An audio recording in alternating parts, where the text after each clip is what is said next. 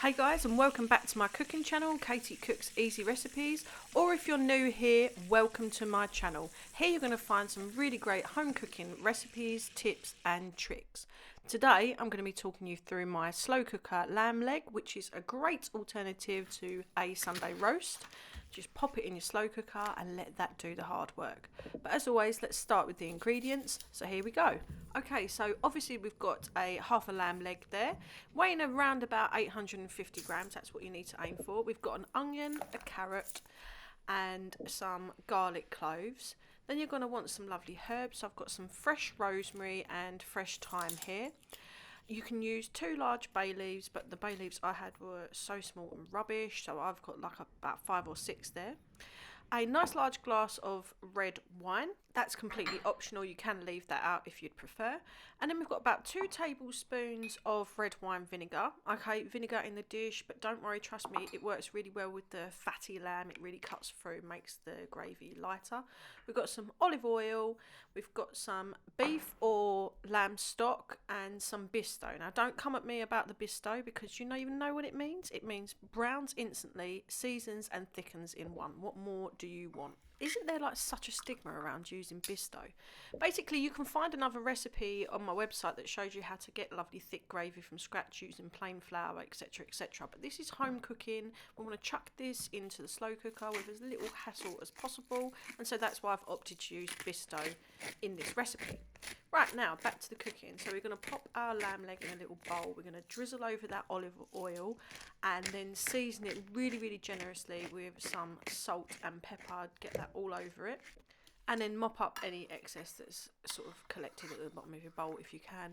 I should have said that make sure you've got a frying pan on a high heat while you're getting this lamb all seasoned up. Now this part is optional. You can just dump that lamb straight in your slow cooker if you prefer.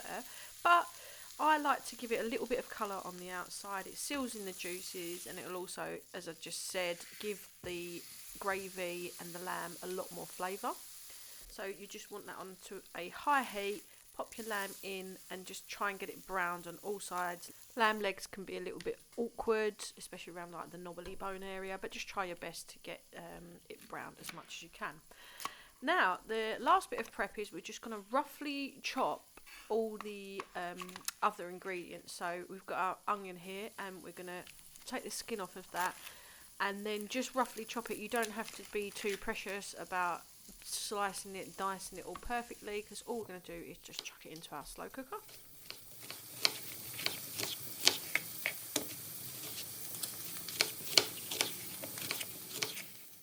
And then basically we're going to do the same with our carrot. In fact, apart from removing the root, I haven't even bothered to peel it because you actually get a little bit more flavour from the skin. But I did give it a, as you can see it's wet, I gave it a little rinse and a light scrub under the tap.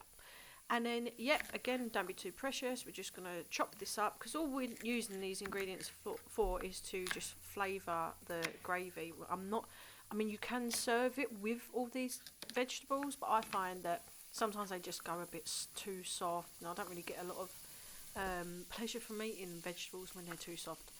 I just kind of like the flavour.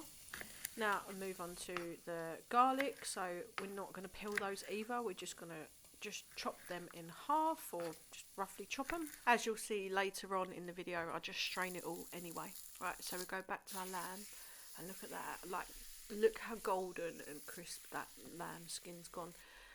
Tell me a flavour that's tastier than crispy lamb fat. I dare you, because to me it's the best flavour in the world. Anyway, so that's all lovely and browned off. We're going to put it into our slow cooker. I'm actually using a Tefal Turbo Cuisine today. It's a pressure cooker, but you can also use it as a slow cooker. It's got all these different functions, but it's literally one of my favourite bits of kitchen equipment. No, I'm not being paid for this. I just love it. Just love it. Right, so our lamb's in. Our herbs are in, so that was rosemary and thyme. Our roughly chopped up vegetables are in there. And then I've gone in with the glass of wine, which again is completely optional. If you're cooking for children or you don't like cooking with alcohol, just leave that part out. Then we're going in with our beef or lamb stock. I highly recommend you try and get lamb stock. I know it's like needless to say, but it just makes everything so much more lamby. I could only I completely forgot to pick it up, so I've got beef here, which is fine as well. And you want to add enough stock to sort of just about cover the meat up. I think it works out. It'll depend how big your slow cooker is and how big your lamb is, etc. I think I put in around about 850 mils of beef stock there. And then all you got to do now is pop your lid on and just let it cook. Slow cooker for a piece of lamb about this size, it will take 4 to 5 hours on low. I think in this pressure cooker it took about an hour and a half. That's why I love it so much. But if it was a Sunday, I'd chuck it into the slow cooker or put this onto a low heat rather than pressure cook, and I'd just leave it for the day, go out for a nice walk, come back, smell the house filled up with the smell of lamb. Absolutely delicious. And as you can see, this is what you're going to look for in your slow cooker. I can't even get the lamb out of it because it's just falling apart. It's just ridiculously tender. So back to the drawing board, and rather than try and pull it out with tongs because it's just falling apart, I got myself a spoon. Here's just another look at that. It's just pulling apart. And yeah, this is just an alternative to Sunday roast, like in the oven. If you don't like leaving your oven on while you're doing stuff, you pop this in your slow cooker. All those, I mean, I'm trying to scoop out. I think I've pretty much got most of it. But now this is what we're going to do. This is another really handy piece of kitchen equipment. It's a fat separator. It's an OXO Good Grips. Another piece that I'm not being paid to promote at all, but it's one of my favourite things to use, especially on a Sunday, and especially when you're using them, cooking with a really fatty cut of meat like brisket or some kind of like pork shoulder or this lamb. And it wasn't too much fat, but sometimes it can make your gravy a little bit greasy. So this is how you use it. So you want to like really carefully strain your juice into the top, and obviously that's going to separate that grey part's going to separate all the chunks out of it. Again, like you can serve that with all the chunky vegetables in it, but I just want the flavour. Sometimes they've been cooked too long, they're too soft. And look at this, as you can see, the fats now, as it's cooling, is collecting at the top. And apart from that tiny little bit there, a couple of millimetres in the spout, you're not going to get any too much grease into your gravy. So you can see it pouring out of the spout now, and the fat actually stays in the jug. Now, lamb leg is not a particularly fatty cut of meat anyway, so there wasn't a lot of fat there, but if you're using shoulder, which also slow cooks up really well, it's ideal. Something really fatty is ideal. Look, that's going to be the base of our gravy, and as you can see, apart from a little dribble left that's in there, that has left the oil, the fat and the grease still in the jug. So if you ask me for recommendations on kitchen equipment, so far we've got the Tefal Turbo Cuisine, so you can slow cook stuff or cook it fast. And also we've got the OXO Good Grips fat separator, which I use it endless amounts of times. It's so helpful. Some people like their gravy, back to the gravy, some people like their gravy really thin and they just have it just as it is. Tastes lovely. Some people prefer it really thick, and I like it somewhere in the middle. So I'm adding there about 1.5 tablespoons of Bisto. Mix that in with boiling water in a little cup and then pour that in, and that will thicken the gravy. And then this is our lamb.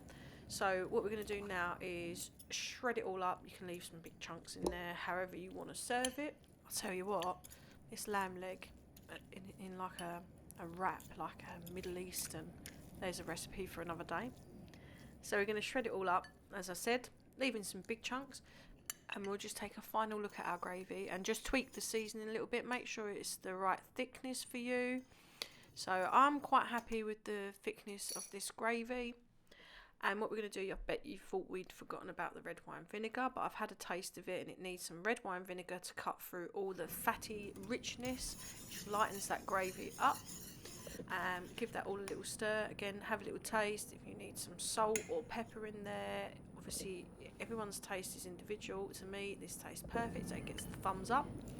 And now we're going to put in all that shredded lamb, and what that's going to do is just going to soak up that gravy, make it even more flavoursome and delicious. This is now, I can't even concentrate on the commentary because my mouth is starting to water and I wish I had this for my dinner tonight.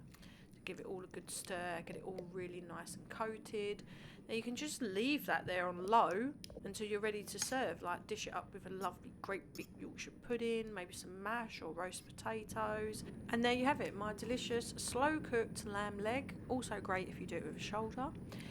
Let me know what you guys think, and don't forget to subscribe.